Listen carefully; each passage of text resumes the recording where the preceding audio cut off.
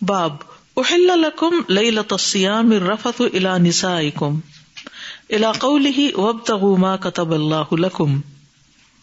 باب حلال کر دیا گیا تمہارے لیے روزوں کی راتوں میں اپنی بیویوں کے پاس جانا اللہ تعالیٰ کے اس قول تک، اور تلاش کرو جو اللہ نے لکھا ہے تمہارے لیے، یعنی لطف یا اولاد. حدثنا عبید اللہ عن اسرائیل عن ابی اسحاق عن البراء وحدثنا احمد بن عثمان حدثنا شریح بن مسلمۃ قال حدثني ابراہیم بن یوسف عن ابیہ عن ابی اسحاق قال سمعت البراء، براء صحابی ہیں رضی اللہ تعالی عنہ، لما نزل صوم رمضان، جب رمضان کے روزے فرض ہوئے، کانوا لا یقربون النساء، تو وہ عورتوں کے قریب نہیں جاتے تھے، رمضان کلہ، پورے کا پورا رمضان، یعنی ہسبینڈ وائف کا تعلق نہیں ہوتا تھا، جسمانی تعلق. وَكَانَ رِجَالٌ يَخُونُونَ أَنفُسَهُمْ، لیکن کچھ لوگ تھے جو اپنے نفسوں سے خیانت کر جاتے تھے، کیونکہ نہ تو حرمت آئی تھی اور نہ ہی حلت آئی تھی، یعنی رات کے وقت، دن کو تو منع کر دیا گیا تھا کہ روزے کے خلاف ہے. فَأَنزَلَ اللَّهُ تَعَالَى، تو اللہ تعالیٰ نے یہ آیت نازل کی. کیا آیت ہے؟ عَلِمَ اللَّهُ انکم کنتم تختانون انفسکم فتاب علیکم، اللہ کو معلوم ہے کہ تم اپنے نفسوں سے خیانت کر رہے تھے، یا اللہ نے جان لیا کہ تم اپنے نفسوں سے خیانت کر رہے تھے، تو وہ تم پر مہربان ہوا اور اس نے تمہارے لیے مسئلہ کھول کے بیان کر دیا اور تمہاری اس گلٹ کو دور کر دیا، اور دن کو اس تعلق کو حرام قرار دیا لیکن رات کو یہ تعلق جائز قرار دیا. یعنی کچھ لوگ اپنی جانوں سے خیانت کر رہے تھے، اپنے آپ کو کنٹرول نہیں کر پا رہے تھے، تو اللہ تعالیٰ نے ان کے لیے سہولت کی اور یہ آیت نازل کر دی. کیونکہ پہلے جب مسلمان روزہ رکھتے تھے رمضان میں، تو ان میں سے اگر کوئی رات کو سو جاتا تو جاگنے کے بعد کچھ کھانا جائز نہیں تھا، اور نہ ہی بیوی سے میل ملاپ جائز تھا. پھر یہ آیت نازل کی گئی اور ان میں جن چیزوں سے ان کو پہلے منع کیا گیا تھا رات کے وقت، اس کی اجازت دے دی گئی. کون سی 2 چیزوں کی اجازت؟ سونے کے بعد اٹھ کے کھانے کی. پہلے یہ تھا کہ اگر کوئی سو گیا تو اب کچھ نہیں کھا سکتے، پھر حکم کیا ہے کہ اب کھا سکتے ہو، اور سحری کھانے میں برکت ہے، بلکہ کھانا افضل ہے. باب وَكُلُوا وَاشْرَبُوا حَتَّى يَتَبَيَّنَ لَكُمُ الْخَيْطُ الْأَبْيَضُ مِنَ الْخَيْطِ الْأَسْوَدِ مِنَ الْفَجْرِ الْآيَةُ العاکف المقیم. باب ہے اور کھاؤ اور پیو یہاں تک کہ واضح ہو جائے تمہارے لیے سفید دھاری سیاہ دھاری سے فجر کے وقت. یہ آیت ہے آخر تک، اور اس میں جو وَأَنْتُمْ عَاكِفُونَ فِي الْمَسَاجِدِ کی بات آئی ہے اسی آیت میں، تو عاکف سے مراد مقیم ہے، یعنی جو قیام کر رہا ہو مسجدوں میں. اور وہ کب کرتے ہیں مسجدوں میں قیام؟ اعتکاف میں. بہت ہی مزہ آتا ہے نا مسجدوں میں، رات کو پوری رات نہ بھی قیام کر سکے انسان، لیکن صلاۃ اللیل کے لیے بھی انسان جب رکتا ہے رات کے وقت تو اس کا مزہ ہی کچھ اور ہوتا ہے. اور اکیلے وہ کرے تو اس طرح کر نہیں پاتا انسان اتنی خوشی سے. کر تو لیتا لیکن وہ جو ایک خاص خوشی سب کے اکٹھا ہونے کی ہوتی ہے نا، اور ایک دوسرے سے جو ڈھارس بنتی ہے اور سپورٹ ملتی ہے، اور مسجد کے اندر مسجد کی اپنی ایک برکت اور ماحول ہوتا ہے، اور قاری کی خوبصورت قرات ہوتی ہے، تو یہ ساری چیزیں مل کے اس کو آسان کر دیتی ہیں. حدثنا موسى بن اسماعیل حدثنا ابو عوانۃ عن حسین عن الشعبی عن عدی قال اخذ عدی اقالا ابیض واقالا اسود. عدی رضی اللہ عنہ نے کیا کیا، عدی بن حاتم نے، کہ 2 ڈوریاں لی، ایک سفید ڈوری لی اور ایک سیاہ ڈوری لی. حتی کان بعد اللیل، یہاں تک کہ جب رات کا کچھ حصہ گزرا، نظرا، تو انہوں نے ان دونوں ڈوریوں کو دیکھا، فلم یستبینا، تو دونوں کو الگ الگ پہچان نہ سکے کہ سفید کون سی ہے سیاہ کون سی ہے. فلما اصبح، جب صبح ہوئی، قال یا رسول اللہ، کہنے لگے اے اللہ کے رسول، جعلت تحت وسادی، میں نے اپنے سرانے کے نیچے 2 ڈوریاں رکھی تھی. قال ان وسادک اذا لعریض، فرمایا تمہارا تکیہ تو پھر بہت ہی چوڑا ہے. ان کان الخیط الابیض والاسود تحت وسادتک، کہ سفید اور سیاہ دھاریاں تمہارے سرانے کے نیچے آ گئیں. یعنی اصل میں اس سے مراد تو افق ہے آسمان کا، کہ جس پہ یہ سفیدی اور سیاہی الگ الگ ہوتی نظر آئے. کالی اور دھاری سے مراد رات کی تاریکی اور سفید سے مراد صبح کی روشنی ہے. حدثنا قتيبة بن سعيد حدثنا جرير عن مطرف عن الشعبي عن عدي بن حاتم رضی اللہ عنہ قال قلت یا رسول اللہ. عدی بن حاتم کہتے ہیں میں نے کہا اے اللہ کے رسول مل خیط الابیض من الخیط الاسود، یہ سفید دھاری سیاہ دھاری سے الگ کیا چیز ہے؟ اہما الخیطان، کیا یہ دو دھاگے ہیں؟ یعنی ان سے مراد دو دھاگے. قال انک لعریض القفا، اپنے پیار سے ڈانٹ کے کہا پھر تو تم چوڑی گردن والے شخص ہو. یعنی قفا یہ پیچھے والے حصے کو کہتے ہیں، عریض کہتے چوڑے، اور یہ غبی انسان کی علامت ہوتی تھی. کہتے تھے کہ اس کے پیچھے یہ سر کا یہ حصہ یا گردن کا حصہ موٹا بھاری بھرکم، یعنی ایسا شخص بہت عقل مند نہیں ہوتا. اللہ عالم. تو آپ نے فرمایا کہ تم بھی عجیب بے وقوف آدمی ہو. یعنی مفہوم یہ بنتا ہے ان ابصرت الخیطین، اگر تم نے یہ دو دھاگے دیکھے پھر تو تم بڑے بے وقوف شخص ہو.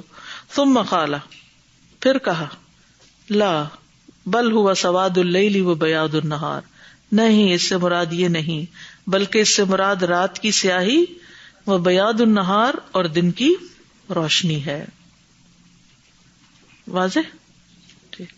حدثنا ابن ابی مریم حدثنا ابو غسان محمد بن مطرف حدثنا ابو حازم عن سهل بن سعد قال انزلت وكلوا واشربوا حتى يتبين لكم الخيط الابيض من الخيط الاسود ولم ينزل من الفجر. سہل بن سعد کہتے ہیں کہ یہ آیت نازل ہوئی وَكُلُوا وَاشْرَبُوا، اور کھاؤ اور پیو. پہلے کیا تھا؟ کھا پی نہیں سکتے رات کو. حَتَّى يَتَبَيَّنَ، یہاں تک کہ الگ ہو جائے، لکم تمہارے لیے، الخیط الابیض سفید دھاری، من الخیط الاسود سیاہ دھاری سے. وَلَمْ يَنزِلْ، اور یہ نہیں اتری تھی بات، من الفجر فجر کے وقت. وَكَانَ رِجَالٌ، اور کچھ لوگ تھے، اذا ارادوا الصوم، جب وہ روزے کا ارادہ کرتے، ربط احدهم رجليه الخيط الابيض والخيط الاسود، تو وہ باندھ لیتے اپنے دونوں پاؤں میں سفید اور سیاہ دھاگا. ولا يزال يأكل حتى يتبين له رؤيتهما، اور وہ کھاتے رہتے یہاں تک کہ وہ ان کے لیے الگ الگ دونوں چیزیں نظر آنے لگتی، یعنی دونوں دھاگے. فانزل اللہ بعد، تو اللہ تعالیٰ نے اس کے بعد یہ آیت نازل کی، من الفجر، فجر میں سے، یعنی فجر کے وقت. فعلموا انما یعنی اللیل من النہار، تو ان کو سمجھ آئی کہ یہ مطلب ہے رات کا دن سے الگ ہونا، یعنی فجر کا شروع ہونا. طلوع فجر، طلوع شمس نہیں، طلوع فجر، جب اندھیرے میں سے ہلکی ہلکی روشنی نظر آنے لگتی ہے. جی کوشچن. سر یہ جو فجر کی اذان ہوتی ہے اس پہ روزہ بند کرتے ہیں کہ جی اس سے بھی 10 منٹ پہلے، کہ لوگ کہتے ہیں کہ وہ جو اذان ہے وہ اس چیز کا اعلان ہے کہ اب تو پو پھٹ چکی ہے اور اب تو روزہ بند ہو جانا چاہیے تھا 10 منٹ پہلے، ہم تو اذان کا انتظار. اصل میں اب تو الحمدللہ ٹائمنگز بھی فجر کے معلوم ہے، کیونکہ بعض لوگ تو اذان رائٹ اوے شروع کر دیتے ہیں، اور بعض لوگ اپنا کھانا پینا بند کر کے وضو کر کے پھر مؤذن جو ہے وہ اذان دیتے ہیں، تو وہ لیٹ ہوتی ہے اذان. تو ڈپینڈ کرتا ہے کہ آپ کس اذان کو فالو کریں. اگر تو وہ آپ کے کمپیوٹر کی اذان ہے تو وہ تو صحیح ٹائم پہ شروع ہوتی ہے اور وہی ڈیڈ لائن ہے، لیکن اس کا لا الہ الا اللہ ڈیڈ لائن نہیں ہے. اللہ اکبر اللہ اکبر، کیونکہ بعض اوقات کئی لوگ تو اس وقت کھانا شروع کرتے ہیں جب اللہ اکبر ہو جاتی، نیند سے نہیں اٹھتے، تو اس سے روزہ خراب ہو جاتا ہے. پھر ٹائم داخل ہو جاتا ہے جب فجر کا پہلی اذان، تو بس اسی کے ساتھ ہی، یہ نہیں کہ آخری اذان. اور بعض اذانیں تو لٹرلی پاکستان میں آدھا گھنٹہ بعد بھی ہوتی ہیں فجر کی. تو اب اگر کوئی اس اذان پہ گیا تو مارا گیا، پھر اس کا کیا روزہ ہوا. تو اذان کو فالو نہیں کریں، کیونکہ ہماری اذانوں کے ٹائم سٹیبل نہیں ہے. اذانوں کی بجائے ٹائم کو دیکھیں، یا پھر باہر کی روشنی دیکھیں اگر بادل نہیں تو کہ فجر شروع ہو گئی یا نہیں. وَلَيْسَ الْبِرُّ بِأَن تَأْتُوا الْبُيُوتَ مِن ظُهُورِهَا. حدثنا عبید اللہ ابن موسیٰ عن اسرائیل عن ابی اسحاق عن البراء قال كانوا اذا احرموا في الجاہلیۃ اتوا البیت من ظہرہ فانزل اللہ ولیس البر بان تأتوا البیوت من ظہورها ولکن البر من اتقى وأتوا البیوت من ابوابها. باب، اور نہیں ہے نیکی کہ آؤ تم گھروں کو اس کے پچھلی طرف سے، اس کی پشت کی طرف سے. امام بخاری کہتے ہیں کہ ہم سے عبید اللہ بن موسیٰ نے بیان کیا، انہوں نے اسرائیل سے، انہوں نے ابو اسحاق سے، انہوں نے براء ابن عازب سے، انہوں نے کہا کانو اذا احرموا، جب احرام پہنتے تھے، فی الجاہلیت، دور جاہلیت میں، اتوا البیت من ظہرہ، تو آتے تھے گھروں کو اس کی پیٹھ کی طرف سے، یعنی پچھلی طرف سے، بیک ڈور سے.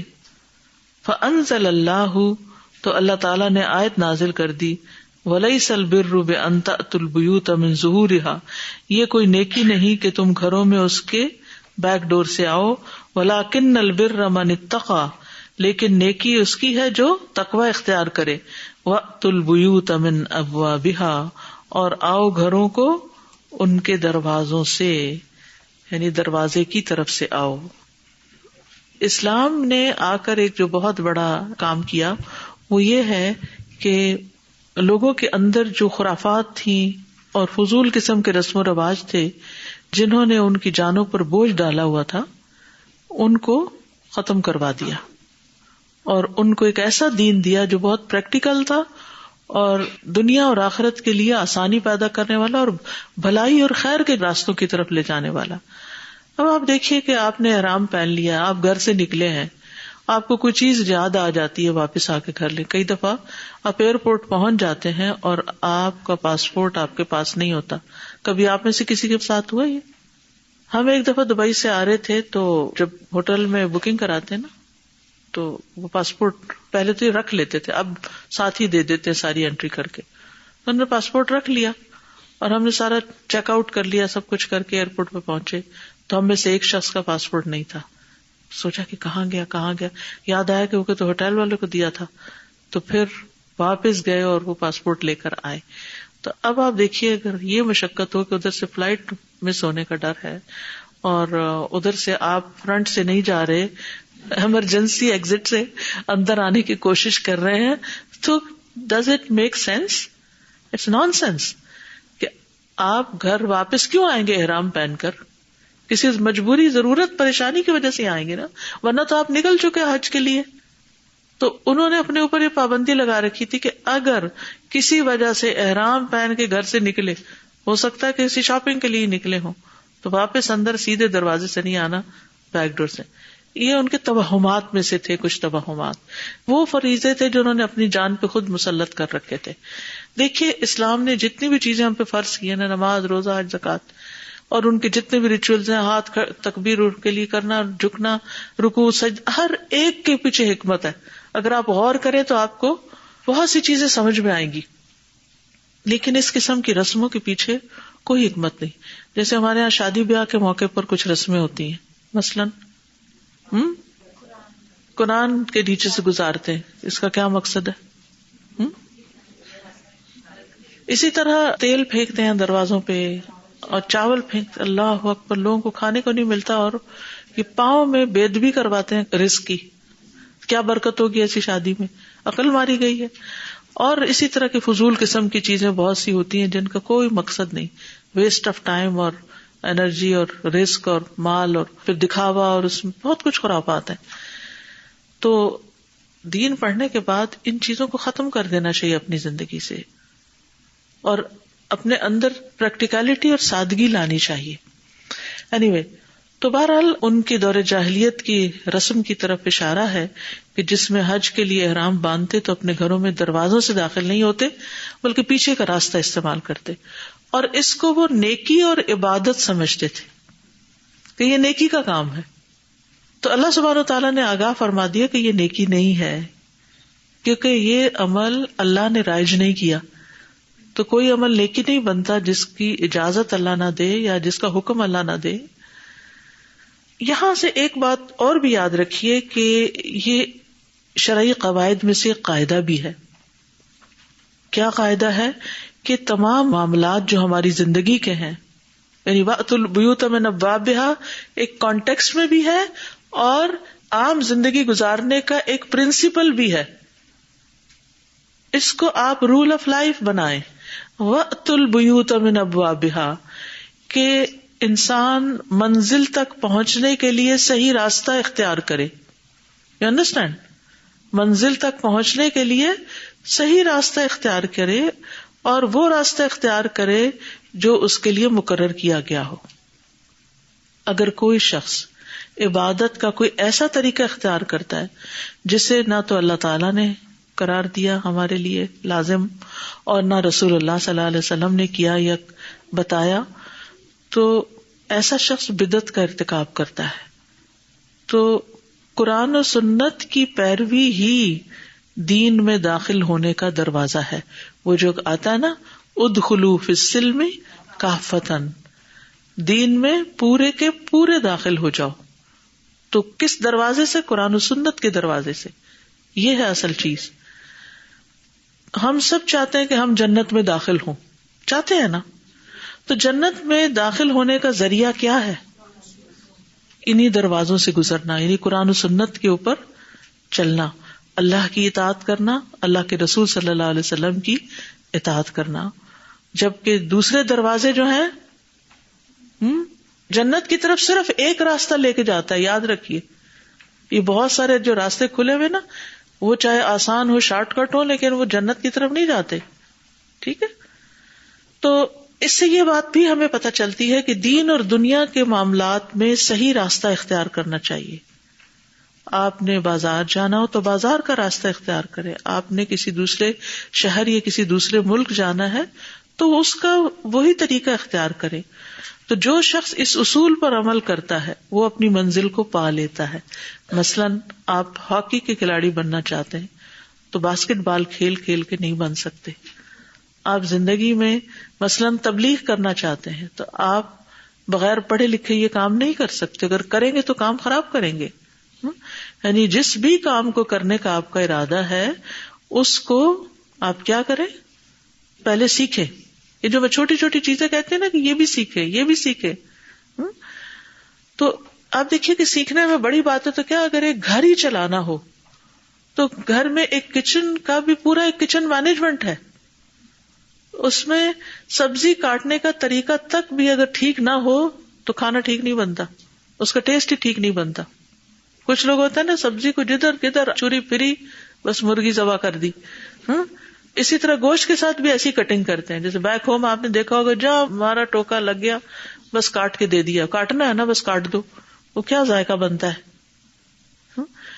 تو جن لوگوں کے اندر سلیقہ نہیں ہوتا، جو لوگ سگڑ نہیں ہوتے، ان کے کسی چیز میں مزہ نہیں ہوتا. نہ ان سے بات کرنے میں، بات کا ہی سلیقہ نہیں، نہ ان کے پکانے میں، نہ ان کے گھر سنبھالنے میں. جسے کہتے ہیں نا پھوڑ پن، تو وہ زندگی کو بدمزہ کر دیتا ہے. شادی شدہ زندگی کو کامیاب بنانے کے لیے گھر داری سیکھنا ایک عورت کے لیے بہت ضروری ہے، کیونکہ گھر کو اللہ نے سکون کا ذریعہ بنایا. یہ جو ٹینشنز بہت بڑھتی جا رہی ہے نا، ہم سکون گھروں کے باہر ڈھونڈتے ہیں، اور جب گھر جاتے ہیں تو پھر حقیقت نظر آتی ہے اور پھر وہی پریشانیاں شروع ہو جاتی ہیں. ہم صرف اسکیپ گوٹ کی طرح ادھر ادھر اپنا دل بہلا رہے ہیں. کوئی ریسٹورینٹ میں بیٹھا ہوا ہے، کوئی مال میں پھر رہا ہے، کوئی کہیں کوئی کہیں. اس سے مسائل حل نہیں ہوتے. مسائل حل ہوتے ہیں جب مسائل کو واقعی حل کیا جائے اور ان کے روٹس تک پہنچا جائے کہ کیا چیز کاز کر رہی ہے. کیونکہ بعض اوقات ہم اوپر سے ٹریٹمنٹ کرتے رہتے، اس سے بھی مسئلہ حل نہیں ہوتا. بعض خواتین ون سائیڈڈ ہسبینڈ کی شکایت کرتی رہتی ہیں کہ وہ بہت سخت ہے، وہ ایسا ہے، وہ ویسا ہے. یہ نہیں بتاتی کہ کس بات پہ وہ سختی کرتا ہے. ہو سکتا ہے وہ گندا رہنے پہ ہی تمہارے سختی کرتا ہو اور اسی سے لڑائی شروع ہوتی ہو. تو ہم اپنی اس غلطی کو نہیں مانتے، نہ اصلاح کرتے ہیں اور الزام دوسرے پہ دیے رکھتے ہیں. نتیجہ کیا ہوتا ہے؟ گھر بننے سے پہلے بگڑ جاتے ہیں. تو ہر کام کو، چاہے دین کا کام ہو یا دنیا کا کام ہو، اس کو صحیح طریقے سے کرنا سیکھیں. چھوٹا کام ہو یا بڑا کام ہو. وَأْتُوا الْبُيُوتَ مِنْ أَبْوَابِهَا. اگر آپ غلط پاسورڈ ڈالیں گے، 10 دفعہ ڈالیں گے تو ہینگ ہو جائے گا سب کچھ. تو اگر ہم نماز ٹھیک نہیں پڑھتے، ہمیں روزے کے احکام پتہ نہیں ہے، ہمیں زکوٰۃ دینے کا نہیں پتا، ہمیں میراث کے احکام نہیں پتا، تو ہم تو پھر اپنی منمانیوں سے کبھی اس دروازے سے داخل ہو رہے ہیں, کبھی اس سے داخل ہو رہے ہیں, تو صحیح منزل تک تو نہیں پہنچ. دنیا میں بھی مسائل پر مسائل کھڑے ہوتے جائیں گے اگر کام ٹھیک سے نہ کیے. دنیا کے کوئی شخص بزنس کرنا چاہتا ہے, اگر طریقہ ٹھیک نہیں, دھوکہ فریب سے کام چلانا چاہتا ہے تو بات نہیں بنے گی. کوئی ایک دفعہ دھوکہ کھائے گا, اگلی دفعہ تمہاری دکان پہ دھوکہ کھانے نہیں آئے گا, وہ پھر نہیں آئے گا. تو صحیح طریقہ اختیار کرنا اور اس اصول کو زندگی کا ایک پرنسپل بنا لینا بہت ضروری ہے. اسی طرح دھوکہ دینے سے بچیں, لوگوں کو فریب نہ دیں, کیونکہ بعض اوقات بظاہر فوری کامیابی کا امکان نظر آتا ہے, لیکن نہیں, کام وہی ہے جو جینون ہو, جو صحیح ہو, جس کے کرنے سے ہی صحیح نتیجہ نکلتا ہو. یعنی بہت دفعہ ہم شارٹ کٹس ڈھونڈتے رہتے ہیں نا. اسی طرح علم حاصل کرنا ہے, رزق حاصل کرنا ہے, رزق کی تلاش ہے. اگر آپ مثلا بزنس کرنا چاہتے ہیں اور صحیح طریقہ آپ نے اختیار نہیں کیا نا, تو آپ سب کچھ ڈبو دیں گے. اسی طرح علم حاصل کرنا چاہتے ہیں, دین پڑھنا چاہتے ہیں, صحیح تعلیم آپ نے حاصل نہیں کی, قرآن اور سنت کو معیار نہیں بنایا, کیونکہ نبی صلی اللہ علیہ وسلم فرماتے ہیں 2 چیزیں چھوڑ کے جا رہا ہوں, اگر ان کو پکڑے رکھو گے تو کبھی گمراہ نہیں ہوگے. اب قرآن اور سنت تو پڑھ ہی نہیں رہے, اور ادھر ادھر کی اس عالم نے فرمایا, اس نے کہا, اس نے ٹھیک ہی کہا ہوگا, اور ہو سکتا نہ بھی ٹھیک کہا ہو. تو لوگوں کی باتیں سن سن کے تو دین نہیں آتا, نہ ہی سوشل میڈیا سے دین آتا ہے. کوئی ادھر کی فارورڈ مل گئی, کوئی ادھر کی مل گئی, کیا ہے جی مطالعہ کر رہے ہیں کس چیز کا, خرافات کا, اور اس کو دین بنا رکھا ہے. اگر آپ نے دین واقعی سیکھنا ہے تو قرآن اٹھائیے, اس کو پڑھیے اور دیکھیے, حدیث اٹھائیے, پڑھیے اور دیکھیے, اور صحیح چیزیں اٹھا کر دیکھیے, پڑھیے. وَأْتُوا الْبُيُوتَ مِنْ أَبْوَابِهَا, یہ قرآن اور سنت جو ہیں یہ دین میں داخل ہونے کے دروازے ہیں. پھر اسی طرح یہ ہے کہ مسائل بھی صحیح طریقے سے حل کیجیے. بعض اوقات نا ہم مسئلہ اپنی جگہ رہنے دیتے, ادھر ادھر کی باتیں کرتے ہیں, اصل چیز کو نہیں ٹچ کرتے. مسئلہ کبھی بھی حل نہیں ہو سکتا. اب مثلاً مسئلہ آپ کو اس شخص سے ہے اور آپ بات کر رہے ہیں اس سے, مسئلہ حل ہوگا؟ بعض اوقات ہمیں ایک شخص پہ غصہ آتا ہے نا, تو ہم اپنی فرسٹریشن ادھر جا کے نکالتے, کبھی دائیں کبھی بائیں, جو رستے میں مل گیا اس کو پکڑ لیا, فلاں نے میرے ساتھ یہ کیا, اور جو فلاں ہے اس کے فرشتوں کو بھی خبر نہیں کہ اس نے کیا کیا ہے, اس کو اویئرنیس ہی نہیں. مسئلہ حل ہو جائے گا؟ کبھی مسئلہ حل نہیں ہوگا. جو مسئلہ کھڑا کر رہا ہے نا اس کو پکڑ کے بٹھائیں اور اس سے بات کریں کہ آپ کے اس طرز عمل کی وجہ سے یہ مسئلہ ہو رہا ہے. یہ نہیں کہ اس کو مار پیٹ کے سمجھائیں, آپ حکمت سے بات کریں, لیکن اس کو ریئلائز کرائیں. یہ اب آپ کے اوپر ہے. اب جیسے گرہ کھولنی ہے, الجھ جاتے ہیں نا دھاگے, تو گرہ جب کھولنی ہوتی ہے تو کھینچ کے تھوڑی کھول دیتے ہیں کہ یکا یک, اس کو ایسے طریقے سے کھولتے ہیں کہ وہ مزید لاک ہونے سے بچ جائے. تو انسانی ریلیشن شپ بھی ایسے ہی ہوتے ہیں, اگر اس میں انسان ایسی کھینچا تانی شروع کرے تو اور لاک ہو جاتے ہیں. تو حکمت کے ساتھ ان کو سلجھانے کی ضرورت ہے. ایک دفعہ ایک شخص نے ابن الجوزی سے اپنی بیوی کے بارے میں شکایت کی کہ وہ اس کی عزت نہیں کرتی. انہوں نے کہا کہ یہ ایسی شکایت ہے جیسے آدمی نے پیچھے کا دروازہ استعمال کیا ہو. ابن الجوزی نے اس کو اپنا محاسبہ اور استغفار کرنے کے لیے کہا کہ اپنے گناہوں کی توبہ کرو تاکہ تم لوگوں میں عزت کے لائق بن سکو. یعنی اگر تم چاہتے ہو عزت, تو عزت کس کے پاس ہے؟ من کان یرید العزت فإن العزت للہ جمیعا.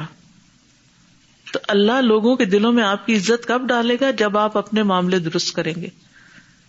تو اس نے بیوی کی شکایت کی اور انہوں نے کہا اپنا محاسبہ کرو, کیا غلطی ہے تم میں جس کی وجہ سے بیوی تمہاری عزت نہیں کرتی؟ کون سا گناہ ایسا کر رہے ہو جس کی وجہ سے وہ تمہاری نافرمان ہے؟